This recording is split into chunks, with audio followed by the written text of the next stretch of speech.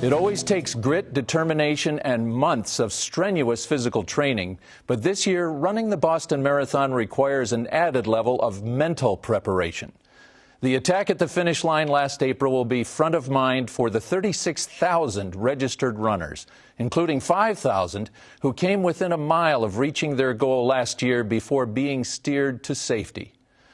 The bombings aren't just changing how runners prepare, but also why they're running. WGBH reporter Ann Mostu has this focus report.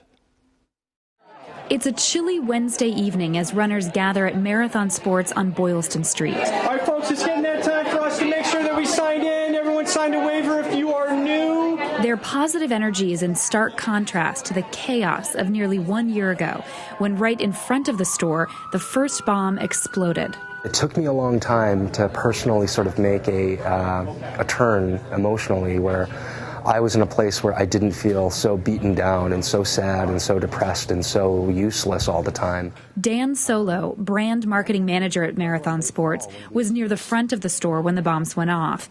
He wasn't physically hurt, but is still coping with what he saw. A marathoner himself, he's running the race, but not without trepidation. I'm going to be terrified, and I get that. But Solo will have support from the One Fund team, a group of 50 runners raising money for the fund. Team member John Masters fell short of qualifying several times. Now he's received an official bib. I thought I had missed out on running this year, and then Dan sent out, an email saying, they're looking for runners for the One Fund. And I'm like, this is perfect, because that's why I want to run anyways. Masters joins his One Fund teammates twice a week to train. It's almost like running the first marathon, because you've got this feeling inside you that, this one really matters. It is really special. It is going to be really special. Certainly, there'll be some nerves and apprehension on the day, I'm sure. Team member Cecile Avila says it was nerves and apprehension that got her thinking about running this year. Until recently, she worked in the Boston Globe photography department.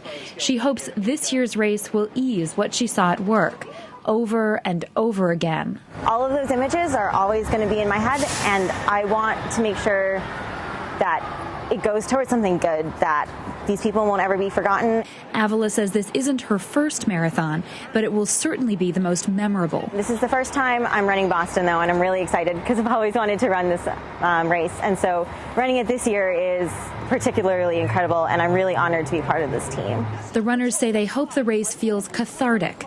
For now, their emotion feeds into a buzzing, almost giddy energy as they prepare for what may be the most significant Boston Marathon in its history. And the race organizers anticipated more people would want to run this year, so they've allowed for 36,000 registered runners. But, Ron, that's not the most the race has ever seen.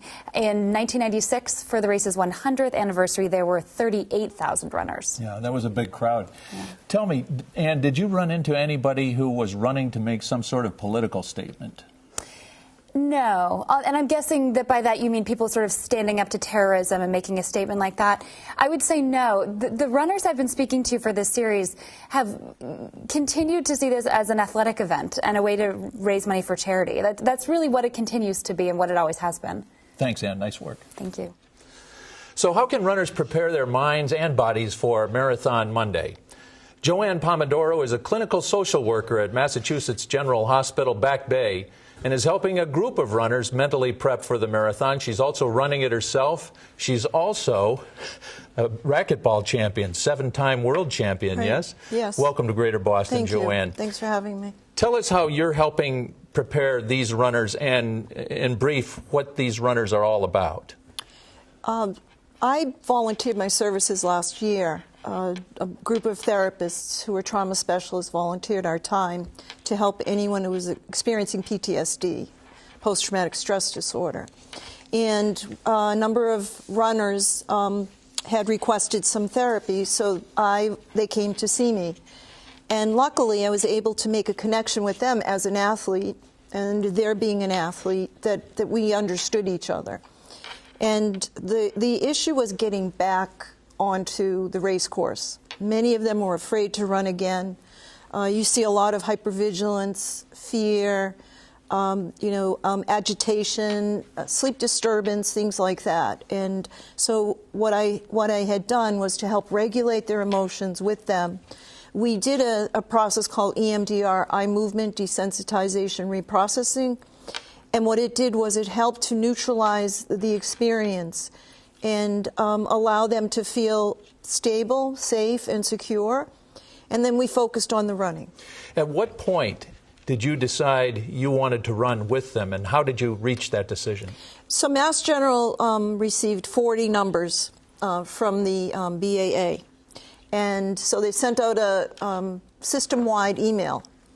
And I wanted to talk about my brothers, who I'm really proud of as first responders. So and I got a chance to do that. So I wrote this story about really them and social workers and how important we were, too. Never thinking, by the way, that I would win, because I don't win much of anything at Mass General raffles. So I was literally sitting on the couch, getting ready to go play racquetball, but I was sitting on the couch eating Santapio's pizza, no plug on that. Yeah.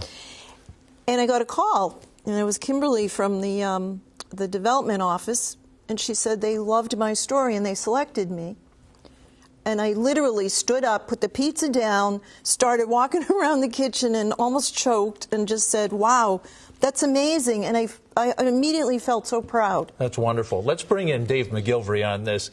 Dave is the race director for the Boston Athletic Association, which runs the marathon. And Dave literally runs it after it's over every year. You've done it 26 times, 27 times.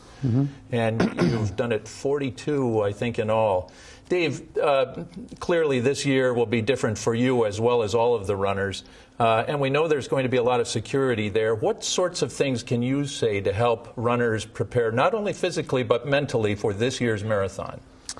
Well, Ron, I've always felt years and years ago running the marathon was all about competition. When you were running and I was running back then, we would just really wanted to run as hard as we could, and it was all about time and where'd we place. And now the walls of intimidation have crumbled, and people are believing in themselves. And now it's all about participation. And it's about raising levels of self-esteem and self-confidence more than anything else. And you add to that what happened last year, and people's feeling that they will not be denied their running freedom. It's unbelievable, the sense of passion and desire to want to be here.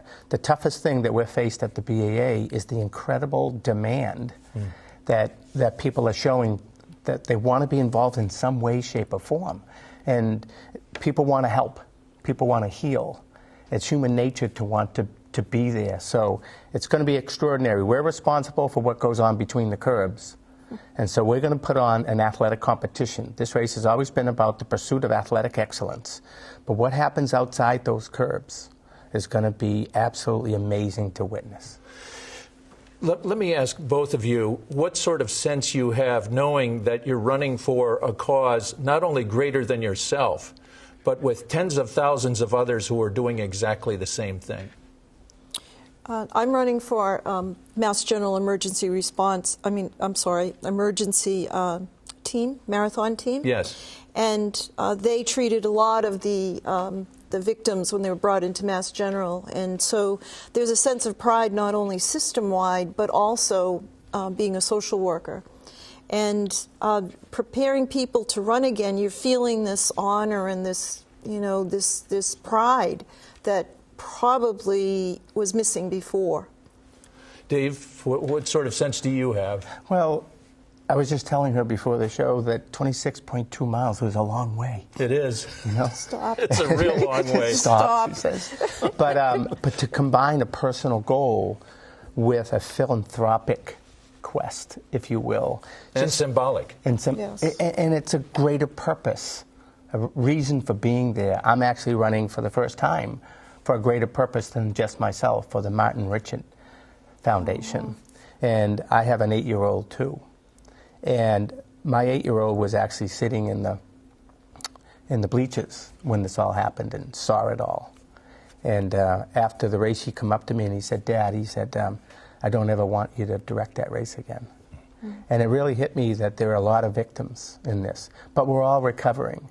And 3 months later, he come up to me, "You know about this?" He comes up to me and he says, "Dad, I told you I didn't want you to direct that. You know why?" I said, "Why?" He says, "Because now I want to direct it." Oh, wow. So he It's made that beautiful. full circle, and he was able to process it, and that's what we're all doing. And a lot of people are going to do it on April 21st, you know, when that pistol fires for 26.2 miles. We'll be processing all of this and celebrating the greatness that is the Boston Marathon. A lot of us are going to be celebrating and remembering, in my case, when my 8-year-old was waiting in the same place with yours and Martin Richard. Dave McGilvery, Joanne Pomodoro, thank you very much. Thank you you. for joining us.